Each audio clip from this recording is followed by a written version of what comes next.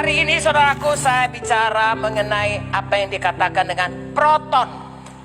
Ya, bukan neutron atau siklotron, tapi proton. Itu bahasa Greka, saudaraku, yang artinya yang terdahulu, yang terpenting, yang paling utama. Ya, yang nomor satu. Haleluya. Nah, itu namanya proton. Jadi hari ini kita bicara mengenai apa yang jadi proton dalam hidup kita. Jadi proton itu apa yang terdahulu, dan itu apa kata firman Tuhan. Haleluya. Itu yang proton. Amin. Matius 7, 3-5. Ini contoh-contoh. Mengapakah engkau melihat selumbar di mata saudaramu, sedangkan balok dalam matamu tidak engkau ketahui?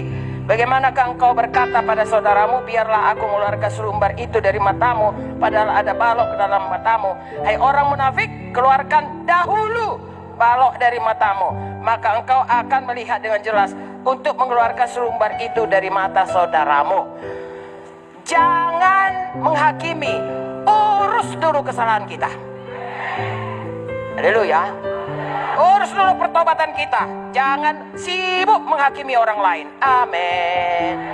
Matius 12 ayat 29. Di sini dikatakan, atau bagaimanakah seorang dapat masuki rumah seorang kuat, merampas harta bendanya, bila tidak diikatnya dahulu orang kuat itu? Sesudah diikatnya barulah ia dapat merampok rumah itu. Ini artinya, kalau ada di rumah itu, saudaraku, orang kuat, kalau mau kita merampas rumah itu, ikat dulu orang kuatnya. Proton, ikat orang kuatnya. Itu gambaran setan yang berkuasa dalam hidup kita. Belum kita ikat, belum kita usir, belum kita lepaskan dari diri kita. Nomor satu, selesaikan dulu ikatan-ikatan kita. Bebas dulu. Baru kita bisa merampasi semua hak-hak atau janji-janji Tuhan. Kita genap dipenuhkan Tuhan kepada kita. Itu sebabnya hari ini firman Tuhan jelas berkata kepada kita, nama Yesus. Dalam nama Yesus, ikat semuanya, usir semuanya, lalu terima semua janji Tuhan. Lukas 14 ayat 31. Ini berapa perkataan mengenai proton. Supaya kita tahu hal-hal yang dahulu harus kita kerjakan dalam hidup ini.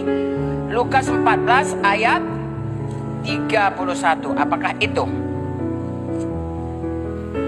Atau raja manakah yang kalau mau pergi berperang melawan raja lain, tidak duduk dulu untuk mempertimbangkan apakah dengan 10.000 orang ia sanggup menghadapi lawan yang mendatanginya dengan 20.000 orang, ya?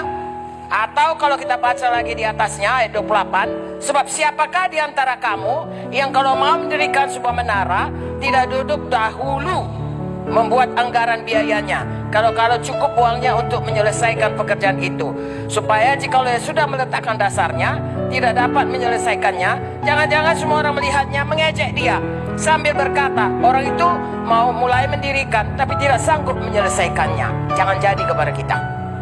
Jadi kalau mau mendirikan menara, kalau mau berperang, hitung dulu korban apa yang akan dibutuhkan untuk itu. Ya, berapa biaya untuk mendirikan menara? Bagaimana risikonya kalau berperang?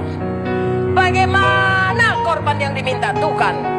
Penyerahan apa yang diminta Tuhan? Kalau saudara berkata, saya mau melayani Tuhan. Tuhan memanggil saudara, marilah hai hambaku, aku manggil engkau untuk melayaniku. Lalu saudara berkata, ya Tuhan saya mau. Hitung dulu.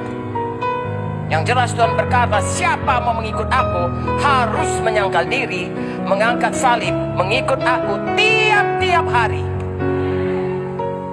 Kalau tidak bisa menjadi muridku. Saudara hitung itu. Betul-betulkah mau menyangkal diri untuk mengikut Tuhan, mengangkat salib, ya mati bagi siaku kita, hidup hanya untuk Tuhan. Hitung dulu. Jangan nanti sebagaimana dikatakan, dimulai tidak bisa diselesaikan, tidak menjadi kemuliaan. Bagi kita pun tidak menjadi kemuliaan, bagi Tuhan pun tidak menjadi kemuliaan, hanya jadi bahan tertawaan. Ya, orang dunia berkata itu namanya ange-ange ciri ayam. Ya, ciri ayam itu kan kalau jatuh dia cek, berasap-asap saudaraku. Sebentar udah kering. Ya, kita tidak, kita setia sampai mati. Haleluya. Jadi Proton menghitung apa biayanya mengikut Tuhan sungguh-sungguh. Amin.